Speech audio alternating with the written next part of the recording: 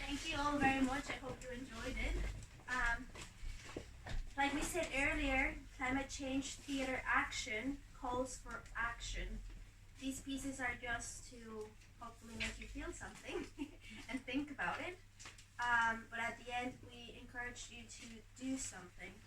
I am an environmentalist, and I have put together a guide about what we can do in Munich in our daily lives to have a sustainable lifestyle. You can find it on the website for the event.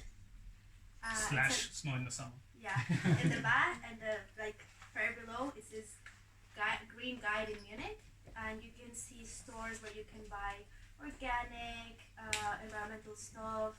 Search for hotels, restaurants, coffee places that are doing organic, fair trade. You can also find for good jobs if you are tired of your job and want to do something good for the environment or for people. You can also find some search engines there. If you have lots of money and want to invest in something good, you can also find for green investment. It's a complete guide, but like I said, just the point is to make you think what you can do in your daily lives to have a more sustainable lifestyle, meaning living in harmony with yourself, with other people, and with nature. If you think, that's just some bullshit, it's not gonna work. I just want to put 2 examples out there.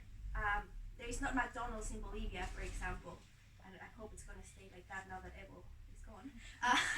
But so people were fighting to have their personal and traditional food, so they would stay away from this mass food production. So there's no McDonald's. Bhutan is the only country in the world, just because people are living sustainably, that they're not only carbon zero, they're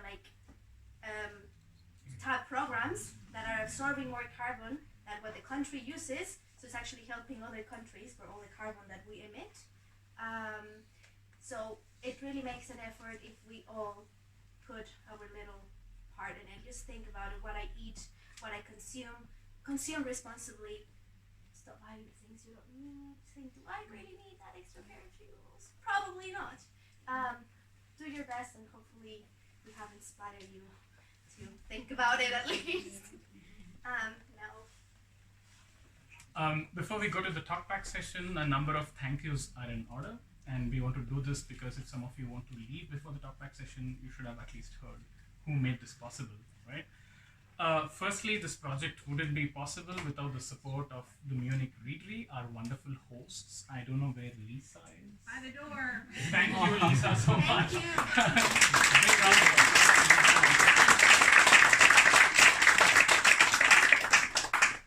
you. We work with multiple organizations, right from scripts to spaces and so on, so I'm just going to go at it in one go. Thank you to Climate Change Theatre Action, the Arctic Cycle, Theatre Without Borders, Center for Sustainable Arts, America House, Bavarian Center for Transatlantic Relations, Munich Center for Community Arts, Eine Welt House. So these are all the organizations that came together to make this happen for Entity. Thank you primarily to all the playwrights who wrote these plays. So whilst we presented 8 of them here, there were totally 50 plays that were written in 2019. So thank you to all of the playwrights from across the globe. Last but not the least, thank you to all the volunteers from Entity, both the cast, the crew, and everyone else that made it happen. A big round of applause to everyone.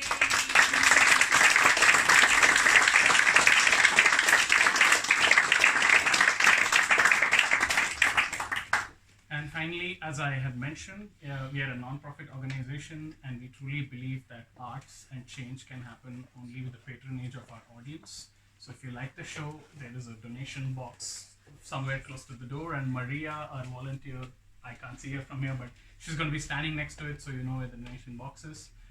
No amount is small, feel free to donate, but absolutely no pressure. Okay, thank you. So we are going to now have an audience talkback session, but if any of you are in a hurry, need to catch a train and so on, you're free to leave. But yeah. Can I say one thing, Ashok, from the door? It's Lisa. Yes, Lisa, of course. If anyone here is interested in knowing more about Extinction Rebellion or connecting with Extinction Rebellion, you can talk to me. It's a very fast-growing people's movement, putting pressure on media to tell the truth about climate change and putting pressure on governments to do more faster, because we are running out of time and it's going to take more than just us living careful lives. Thank you, Lisa. Thanks, Lisa. Yeah. Sorry. Dr. Ingrid here. Is Dr. Ingrid Gessner here? Yes, no? Okay, all right. So then, I also want to thank Pädagogik Hochschule Vorarlberg and Dr. Ingrid Gessner, who are actually doing a course on literature for climate change, and she's also going to have one class based on this production as well. But since I don't know where she is, yeah, thank you to her. All right. In general, an open-ended question. How did you like the format, the performance, the scripts? Do you have any feedback? Do you have any questions about what we presented today? The scripts were great. Thank you. Whoever said it, thanks. Whoever said this? Okay. Anybody has any questions? Thoughts?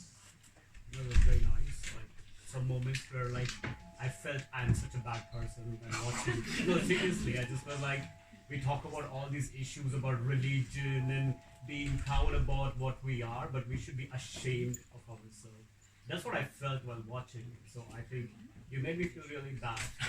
That's really good. Yeah. Okay. What is the objective of arts as far as climate change? So one of the reasons we sort of decided to put this together is there is a lack of response from the arts. And when I say arts, it's not just theater, but also music, literature, poetry. When it comes to climate change, like there are a lot of other subjects, a lot of other topics which are dealt with, but it's slowly picking. In fact, there is something called cli-fi. The name is something like sci-fi, but it's climate fiction, and it's a real thing. So anybody has any thoughts on what is the objective of the arts as far as climate change is concerned? I guess convey the message in an entertaining way so that people can absorb it in a better, because you can preach about the same thing, but when it comes across a little bit lighter, it's easier for everybody to absorb and maybe implement those things or changes as well. Interesting thought. Anybody else? You have any questions? What are people doing in their daily lives to have a sustainable lifestyle? Is everybody doing something? Doesn't know what a sustainable lifestyle is? Would like to start one? Anybody? Don't be shy. I was not doing anything for like half of my life because in Mexico, I'm from Mexico, like nobody was teaching us anything about it. It was until I went to university that I heard all these terms and started learning about it. So What made you change? what made me change actually was that class. I went to California to study theater. I was in LA. I'm gonna be an actress. And then I just didn't want to do entertainment for the sake of entertainment. I wanted to have a purpose of what I was doing. So I took an environmental science class, great teacher, and then she started teaching us mostly about not only science, not only politics, but combining everything. Really everything is interconnected, from the moment you put something in your mouth to whatever you see in the news. When you start learning how everything is interconnected to your daily life, I was like, holy cow, like I'm spending all this money in presents for Christmas to make my family happy, and then I start learning, oh my gosh, the chocolate I just bought comes from cacao where kids were exploited in Africa, and they're using a lot of pesticides, and holy cow. And we rarely make these connections. We're not used to it. Nobody really teaches us, and it's not to make us feel bad. Bad is when you know it and you keep doing it. And it's hard to remove habits. To be honest, it's hard to remove habits. But for me, it's just like, I'm going to try to do the best I can.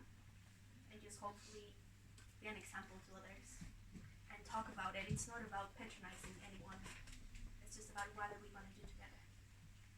And the key is together, because if I do it by myself, Greta Thunberg says, well, if I do it by myself, well, this is not gonna do anything. It's at the end, if we all together want to, it's fighting with each other. Just let's do what we can and do it together. So that's what I did. And I'll do theater and arts about it and hopefully inspire you. But anybody. Well, from my point of view, I mean, I'm vegetarian for the last 30 years, so and I really do my best to save energy, and I feel bad every time I throw something away because I think what is going to end up probably in the ocean or somewhere, but still I can manage to not to buy something that contains some plastic in it. It's impossible. Each week I make a big bag, a rubbish bag full of plastic, and still, I mean, even when you buy organic stuff, it comes up, it's wrapped up in plastic. And I don't get it either. So it's really hard to go to a shop and say, no, I don't want it. I don't want the plastic. I just want the piece of thing. I mean, if you go in poorer countries, you go to the market with your own, your own bag made of, fabrics or whatever, and that's it. And you don't need plastic in the end. But here, I don't know. And also another problem I have is by traveling. What can I do? Yeah, I use my bicycle. I walk a lot, but still, I need to take the plane. I need to go to take the S-Bahn. I try to at least to go on public transport. That's something, but I don't know whether this is sufficient. What I do about the plastic, I mean, I used to go to Aldi and Lidl, and they have all this bio stuff as well, but it's full of plastic. I'm like, it's organic, and then the plastic is just putting all those chemicals. What the heck? Or it's organic from New Zealand. Exactly. If you go to the guide that I gave, you can find farmers market in Munich. I live in Freising, and there is one Saturdays, and I love going because it's like, hey, let's go shopping. And I have one farmer from Freising doing not only organic, completely zero pesticides, and he's not giving any plastic, so it kind of get more local and organic. It obviously, the trouble is about like cosmetics, your shampoos, because I buy like bio shampoo and all of that. I'm in the Concord too. I have a friend who makes her own shampoo and everything. That's another alternative to getting to. Yeah, buying organic is way more expensive. How gonna go Well, about that? To be I mean, in honest, Germany we have no problem with that. We're pretty much very low price, right? I mean, throughout Europe we are very low, very inexpensive in terms of food. But from where you come, the food is very expensive actually. I mean, the LA is a very, very expensive place to buy food. I mean, regardless, especially organic one, right? So well, actually, I guess thought money as well. plays a big role there. I mean, we're talking right now about Munich because we're here. I'm not talking Yeah. about people from LA. That's a lot harder. They're like full consumerists. But here, I also thought it's gonna be a lot more money going to the farmers market. Heck no! And I was so mad at myself because for 5 years I was going to Lidl and Aldi, and then I was like, well, now I have a good job. I have the money to pay for all that expensive stuff. God's sake, I think I'm only spending 5 extra euros. 10 maximum, the same that I was spending in Aldi. I'm like, well, aren't you dumb? Actually here, it's not that expensive, and I go to Grossman and DM, and they have all the bio creams and shampoos. It gets a bit more expensive, but I mean, we live in a place where salaries are a lot, like, we're privileged here, so it depends. Am I gonna spend a lot of money just partying, or can I spare 20, 30 euros just for my bio? It's just a matter of how you manage your money. It's not that bad here, actually. I made the mistake of not thinking that way. Anyone else? It's also good to go protesting if you like that. I'd actually have a topic that means a lot to me. It's a bit off topic to what we just talked about in food and discussion, and it has to do with children. Actually, is it okay if I Sure. discuss my mind? So before I start this, I am a mom of 2 kids, both of whom I really, really wanted to have. I was young. And to be perfectly honest, right now, not only the state of the world, but you do have to, I just want everyone who maybe does not have kids yet to really think this over again and again, that before we actually put people in this world who have no choice, it's not their choice to be here. We're putting them here not only, as you've mentioned before, every life has an enormous carbon footprint, but also they will be living in the world that we're living behind, and it may not even be better than this. And we all know the other aspects of life. I personally am engaged a lot in mental disorders, and you never know what a person that you bring into the world might be going through. So all that combined together, it's just really a topic of heart, because it is rather unfair for new lives to have to go through all of that. So just think about it. It's part of our nature, but it's not like we're doing much good to ourselves. And until we do, focus on that, focus on what we have already instead of just putting more into the world. I know that may have some mixed feelings, but it is something maybe to think about. A message to the Indians and the Chinese. I did not say that. No, I'm saying that. I'm an Indian. I can He say has it. the right to I say have the right to that. say it. Yeah. No, but I agree with you. I think it's an important. Yeah, I think Well, there's population growth is easily one of the critical factors. I mean, I think it's forecasted to peak and then decline. sorry. I think the last forecasts are to peak at some point and then decline. Yeah. I mean, Europe is declining for sure. China, I think, too, because of the one child policy. But they've changed that policy. Now it's a two-child policy. But you done something is just to maintain the population. Yeah. Can't forget. The single most relevant factor in population control is educating girls. Bingo. Yep. Oh, and men, come on. Yeah. Yeah, I just want to 2019, mention right? it. Actually, education itself, not special, but the same. Yeah. We need to put money into the education of girls. Birth rate will go down.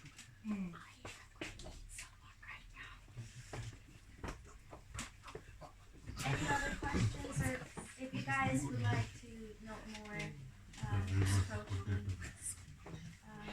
Hope you guys enjoyed it. If you guys don't have any other questions. It was great. Enjoyed it really very much. It was super. Really super performance. Thank you for that. Thank you very much. We have another show. Yeah, I was Say the gonna same say thing? that. Okay. So we have another show on November 22nd at America House. It's a much bigger space. So you can see close to about 110, 120 people.